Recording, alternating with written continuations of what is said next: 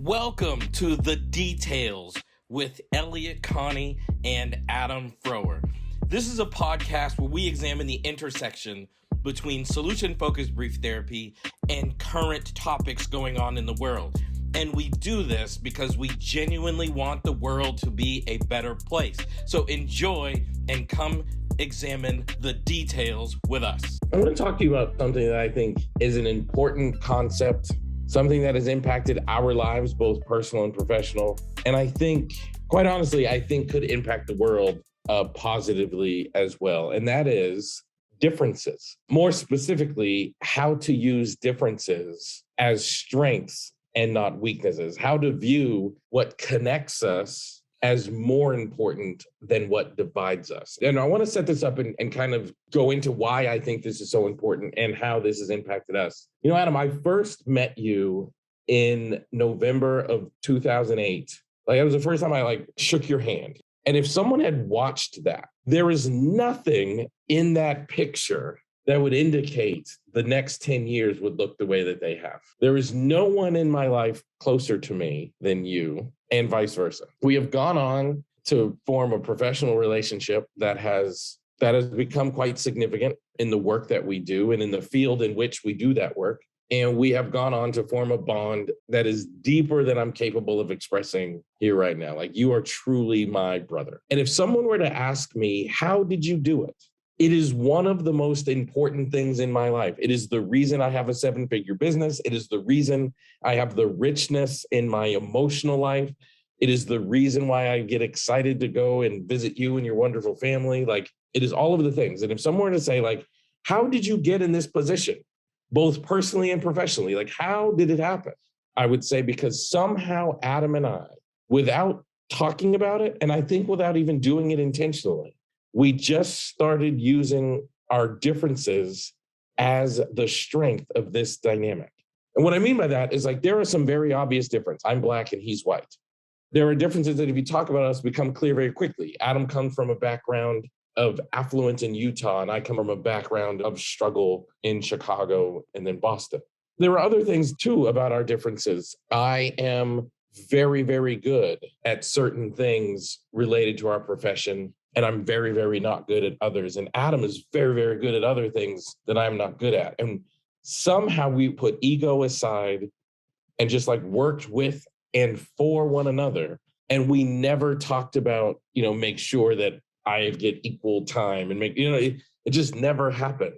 And we were always in a position to use our differences to better the life of the other person. And the best example I can give of that, so earlier this year, Adam and I went on what we called the Black History Tour, myself, Adam, and Becca.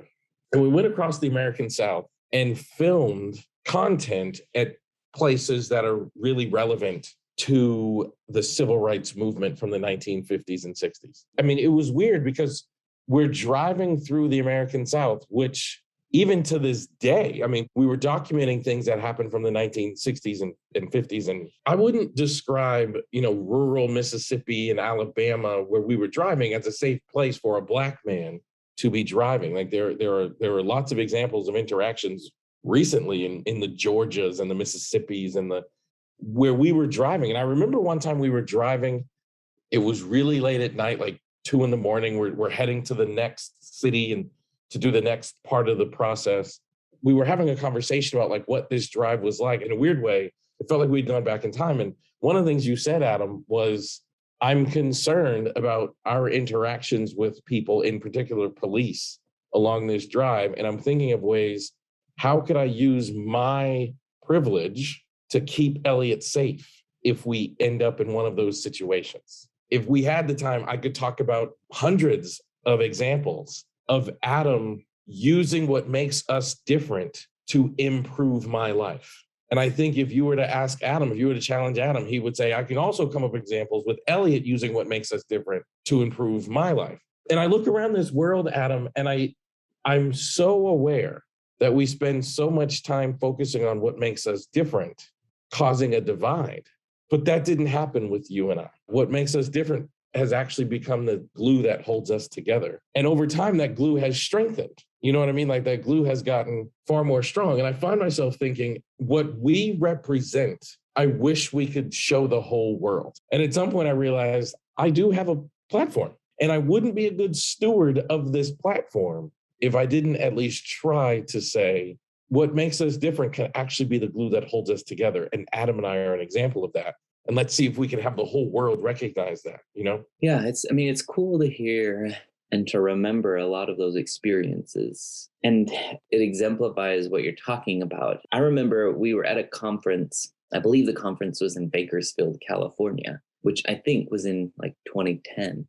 We were presenting together for the first time ever. As part of that conference, there was a banquet dinner, and we sat down at a table together, and somehow rap music came up. And I think rap music and hip hop culture, it exemplifies to a large degree the difference between you and me. And I remember at that dinner, when rap music came up, you turned to me, you were sitting next to me, you were sitting on my left, and you turned to me and you said, "What do you think of rap?" And I said, "I don't really like it. I'm not even convinced that it's music." And you were like mortally wounded. I still remember you being like, "What? How could you possibly say that?" And I think it was so evident that our worlds were just completely different. And especially in that area, they just did not overlap at all. And every time we drive together, whenever you're driving, hip hop is on the radio. And every once in a while, and it kind of is always low, kind of in the background, right? So it's not like blaring, but every once in a while you'll reach over and you'll turn it up and you'll be like, "Oh, do you remember this song?" And I'll be like, "Nope, no, I do not." And regularly it comes back to, I can't believe that this song was so valuable and important to me and changed my life, and it means nothing to you.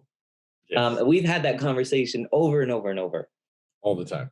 But one of the things that I think is amazing, right? So now you look forward 11 years from that initial, like, I'm not sure that rap is music. What has happened is, because we've been able to have that same conversation over time, but now that same conversation, even though we're having the exact same conversation, we have had shared experiences. I have spent a lot more time listening to and appreciating, especially the lyrics of rap music. And so now, even though I wouldn't say I love rap music, I still wouldn't even choose to listen to it if I'm by myself. But I would say that there are pieces of music, I can even call it music now. There are pieces of music that are meaningful, that do stand out to me. There are rappers that I know are your idols and icons. And therefore, when I see pictures of them, even though I'm not with you, you're what comes to my mind, and our shared experiences. And I can even I can think about this picture of Biggie, right, with his crown just tilted off to the side just a bit, right? Yeah. Every time I see that picture, I think about two things. I think about a car ride with you where you were astounded that I never listened to Biggie. And another is when we're sitting in an Airbnb and we watched a whole documentary about Biggie and his life and how he came to fame and all of these things. And what those shared experiences do is that, one, I was willing to be taught by you. And I think that's one of the things that helps us to maximize differences, is that we learn. Now it is something that's meaningful to me because you were the one who shared it with me. But two, I now understand what is embedded in that culture, right? Which was so outside of my realm that I think that the only way that we can really become appreciative of difference is to understand what's embedded in it. I understand why hip hop culture is infused with language that is powerful, that's strong, that is even like competitive, which is so far out of my realm. But I now have an appreciation for it because I was willing to listen to you and learn from you. And so even though I haven't had to change per se, I think I have grown and I have learned and I appreciate as a result of what inherently could have completely pulled us apart. It's funny. I remember all of those conversations about rap. I remember being mortified that you did not recognize rap as music. I am now so comforted as if I am wrapped by a warm blanket of love that you do recognize rap as music. So thank you for such a wonderful gift. But honestly, and on a more serious note, as a Black man, it is not my experience to walk into many situations equally socially located with people who look like you and have your level of privilege. And it is absolutely not my experience that people with your level of experience are teachable. What's most common is when people have your level of privilege, it's like anyone who is doing something different is inherently wrong. And if we view people through that lens, like anyone who is different is wrong, it is very difficult, if not impossible, to learn from them. It's not very often that we recognize a difference and then say, like, I want to learn about it. And I think that's important because rap music is just one example, but there are literally hundreds of examples that are, in some sense, much more significant. Because what I brought to the table professionally, you must have recognized as different. Like the way that I dress when I lecture, for example. The way that I talk is different than most people in this field. The way that I handled confrontation when some of your colleagues and peers racially attacked me over the years was different. And oftentimes those differences cause us fear, and that fear causes us to reject. So my question to you is, how did you take the position of this is different, but I should learn from this difference as opposed to rejecting it? As an 18-year-old kid, I decided to serve a mission for my church. And what that required was I moved to a different country and that I learn a different language. So I went to England, which doesn't sound like then I would need to learn a new language, right? But I was also asked to learn British Sign Language. One of the things in attempting to learn British Sign Language is that I realized that it's very, very difficult for me. I think other people may have picked it up a bit easier, but I'm not a very visual person. And obviously that requires a lot of visual acuity. And I remember meeting with people who can't hear, who are deaf, and really, really struggling to understand. One of the things that I realized as I was learning British Sign Language is that I got better at signing the things I wanted to say before I got better at understanding what somebody was signing to me. I could regularly communicate what I wanted to communicate, but I had a difficult time understanding what other people were trying to communicate to me. And it was one of the first times in my life. Learning typically came pretty easily to me, so I didn't struggle a whole bunch to learn. But that was one of the first experiences where it was very difficult. And I was sitting face to face with people and could not understand what they were trying to communicate. I think that was one of the life-changing experiences where I had to just be patient with myself. I had to be willing to look stupid. I had to be willing to say, I'm sorry, I didn't understand what you said. Can you sign it slower this time so that I can catch the nuances in between the words? And you've highlighted this a couple of times already, but for me as a person who comes from so much privilege, I was very accustomed to things being understandable to me. And this was one of the first times where I was thrown into an entirely different culture. I couldn't understand people. I had to humble myself enough to say, I don't know more than other people. I am at a severe disadvantage.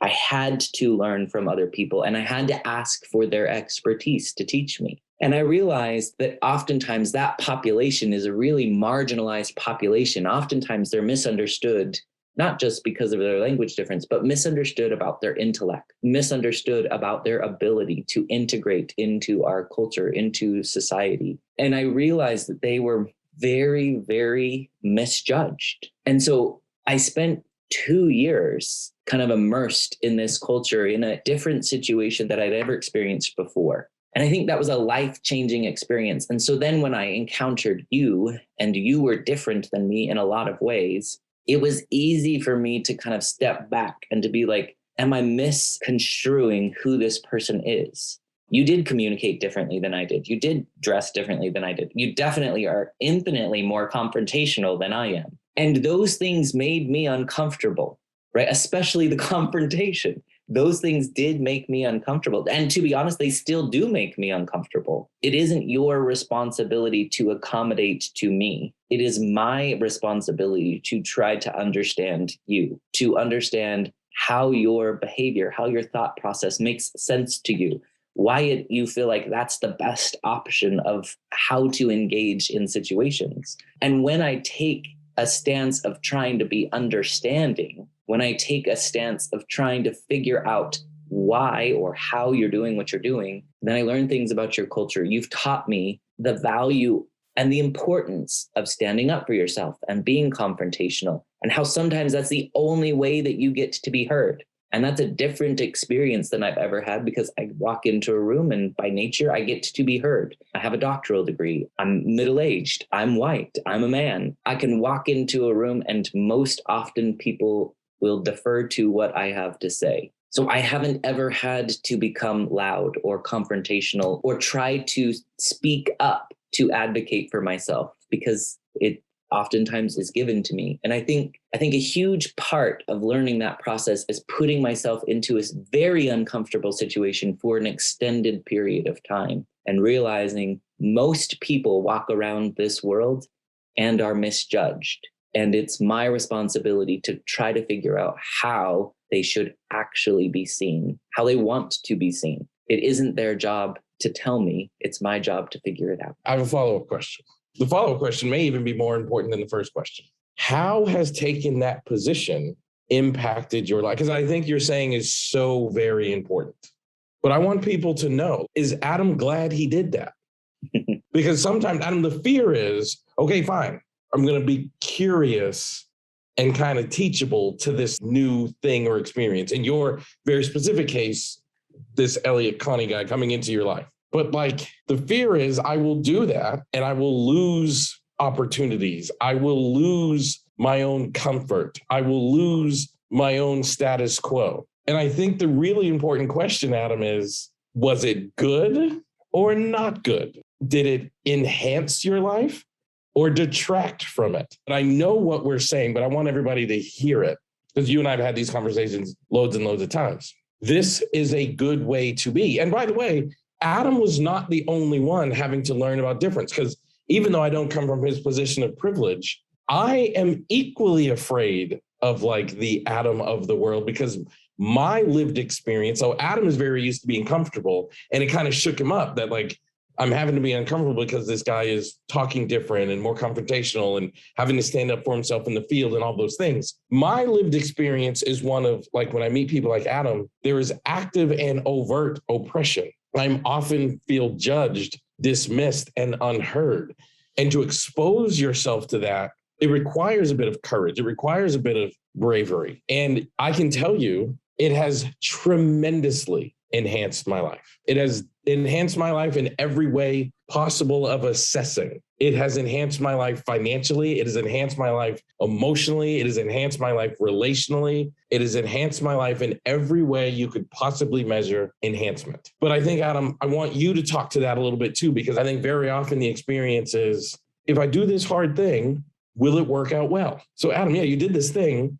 Do you regret it? What has been the consequence of you doing this very unusual thing? Before I talk about that, I want to ask you a question too, because you just highlighted that. And the question is, why did you do it? If you were so used to being uncomfortable, if you were so used to being oppressed overtly and covertly, why did you decide that you could trust me, that I was somebody worth even giving the time of day? Why didn't you let fear or mistrust, why didn't you let that win the day? Yeah, wow, that's a good question. And I now regret putting you on the spot, because now that you put me on the spot, it's a hard thing. To be honest, I want to be like, I don't know, but that's not. I was going to say, you know, I'm not going to take that, right? But not only that, that's not fair. That's not fair to the moment, I think. But I think what happened, honestly, Adam, was I was aware even then you were comfortable and used to your own experience of, like, because of my level of social location, I'm used to being heard and valued and those sorts of things. But even though my own experience was I'm used to being dismissed, and I'm used to being attacked, I was comfortable in that space because that's where I'd been my entire life. I knew that I had goals I wanted to achieve in this life. In some cases, they were like pragmatic and professional. And in other cases, they were personal and relational and emotional. And to use your words, if fear were to win the day, I knew I wouldn't be able to achieve those things. And here was a guy whom I liked, like immediately upon meeting you. But I'll be honest with you. So I told you guys, I just said that we met in 2008. It was a full 22 months before we actually started like communicating in a friendly way. Because we met in November of 2008. It wasn't until September of 2010 where we found ourselves at another conference, kind of forced to communicate due to the circumstances at that conference. And I think that's when kind of simultaneously both of us chose uncomfort. I think it was at that conference that we both said, like in your case, I'm going to do the uncomfortable thing and associate with this guy who I experience as different and unusual. And I actively said, well, I'm going to do the uncomfortable thing and associate with this guy that I experience as different and unusual. And even then, Adam, I didn't know that it would lead to where it's led. So it very much was like a one step at a time thing. For me, that would be part of the lesson, right? Like, so as we walk around this world and you meet people with a different sexual orientation than you, different religion than you, different nationality than you, different ethnic background, I'm not saying make that person your best friend. I'm saying just take the first step. And then if that feels good, as this did, like the very first step was having conversations in Malmo, Sweden, where this conference was, and realizing we get along. That was an unignorable fact. Another unignorable fact is we had similar views on the solution-focused approach, which is how we do our work in the field of psychotherapy. So those were two facts that were very obvious to both of us very early on in our interactions. So the first step we took was, let's continue to communicate post this conference. And we started meeting weekly to communicate. And when that worked, the next step was, let's do a project together. And then when that worked, come visit my home. I think sometimes we just view these things. It's like, should we become best friends with people that are different than us? No, Adam and I didn't expect that to happen. But what we did do was say, well, let's take another step and then see how that works. And we didn't overtly say it, but it was just kind of what we did. Like, let's take another step. And the next step is, let's do a research study together. Cool. The next step is, let's hang out together, whatever it was. So that's how we did it. I just recognized the two pieces of truth here are we agree on certain things related to the work that we do, and we clearly got along. So how did I do it, Adam? Like, I was aware actively. We get along. I enjoyed being around you. We also had very serious theoretical conversations about solution-focused brief therapy. And it was clear to me, I get along. I like laughing and joking with this guy. But it's also clear to me, as we had those very scientific theoretical conversations, it was also very clear we see some of these things similarly. So my very first step was, let's keep talking. And that allowed for the process to continue to grow. I think humor has been something that has allowed us to overcome differences. I think you use humor and I use humor. And I think that that's something that we have very much in common, which has impacted us. But you asked me a question that I have to answer, which is it all worth it? I would be lying if I didn't say it has been difficult. It has been hard, not because anything between us has been difficult, but because we are associated with one another, difficulty has come our way. And so there have been many opportunities where I could have said, I'm done with this. This is too much. This is too hard. I really like this guy, but he brings a lot of trouble into my life. So I would be lying if I didn't say that. But would I say it's been worth it? I would say absolutely it's been worth it. It has been, and just like you said, it has been life-changing in every aspect. Our careers are different, are better than they were. I left academia in order to be a part of this partnership full time. That does not happen. Most people don't choose that road. But I think about in the last 3 weeks, you have spent a portion of each of those weeks at my home with my family. We do things that every time you're here, we order copious amounts of sushi. I look at my 3 children, and instead of just knowing that I have a job, they know that I have a job that I love. Instead of just having a new work colleague, my children have inherited an uncle. They literally call you uncle. That obviously means that I gained a brother, and I have 2 brothers. But this has enhanced my life beyond anything that I could have imagined. And one of the words that we use is we feel rich. But it really has nothing to do with money. It just feels like our lives are full. It feels like there is an abundance of joy.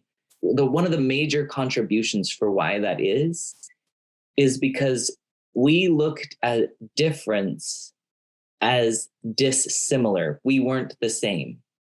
We didn't look at difference as opposing.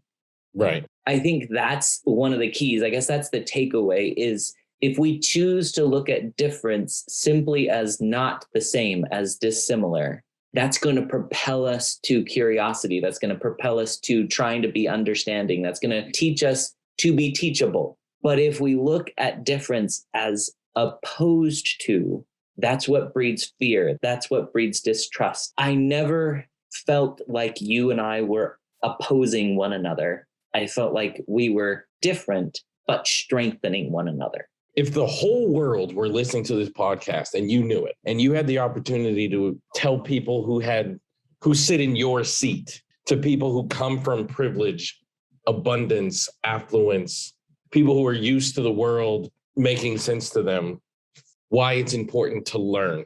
And I'm going to say something to people who sit in my seat, why it's important to trust. You know how I love talking to the entire world. I know. I was going to say, if the whole world listens to this episode, it's going to freak you out. But if the whole world were watching, I think what I would say about being willing to learn is that life is better when you work to expose yourself to difference. Beyond just you and me and the differences that exist, we have been able to travel around the world. We have been able to interact with people from every single continent. And one of the things that I would say has enhanced my life is that by being willing to tolerate a bit of difference, it has created a cascade that has exposed me to all kinds of difference. I now have really close, deep friendships with people from around the world. And I think about the last 18 months having gone through the pandemic and people regularly saying, I feel isolated, I feel insulated, I feel disconnected from what I know and what is consistent. That was not my experience. We have thousands of people who constantly were checking in with me and who were saying, please let us know how you're doing, and who were sending well wishes and messages of, I'm just thinking about you. And those connections I never would have had if I hadn't have been willing to let this connection exist. And regularly, you and I talk about, we can't believe how many people care about the conversations we're having. Yep. But those people who care about the conversations we're having, they now are sustaining us. Yep. They support us, they care about us, they love us, and we do them.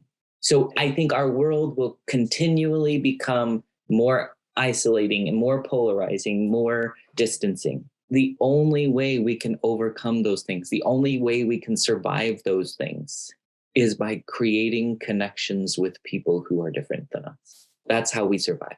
I would say kind of the exact same thing. Is the only way that we can achieve our best, greatest self is by connecting with people who are different than us. But one of the things I would say to people is like, your culture is beautiful, even if your culture is a minority. So you are giving a gift to people by sharing it, even if they reject it. And if you can find the courage to continue to give the gift of you, if you can find the courage to continue to give the gift of your culture, someone will eventually receive and value that gift. And that is life-changing and has allowed me to experience a level of belongingness that I never really expected. It became clear to me early on that I got along with Adam. It became clear to me early on that we worked well together. So if you told me like you and Adam are going to go on to write books together, I would have been like, okay, that makes sense. We get along, we work well together.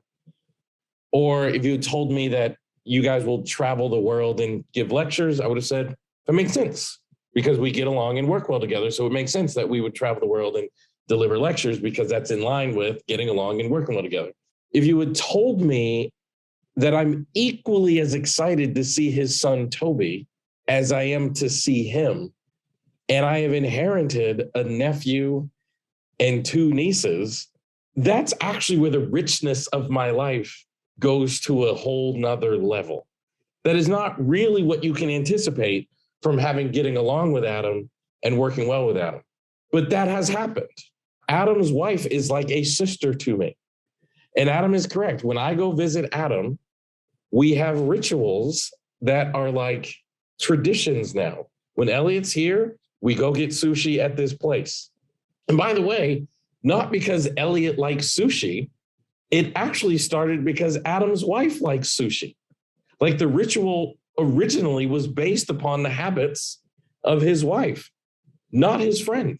So what I would say to people who happen to come from backgrounds that aren't associated with coming from a high social location or coming from a place of expectant justice or coming from a place of always feeling heard and valued, I would say what makes you beautiful is your culture. What makes you beautiful is your lived experience, and have the courage to give that gift of you to the people around you, regardless of how they receive it. I've met lots of people on my way to Adam that did not receive my uniqueness as a positive thing.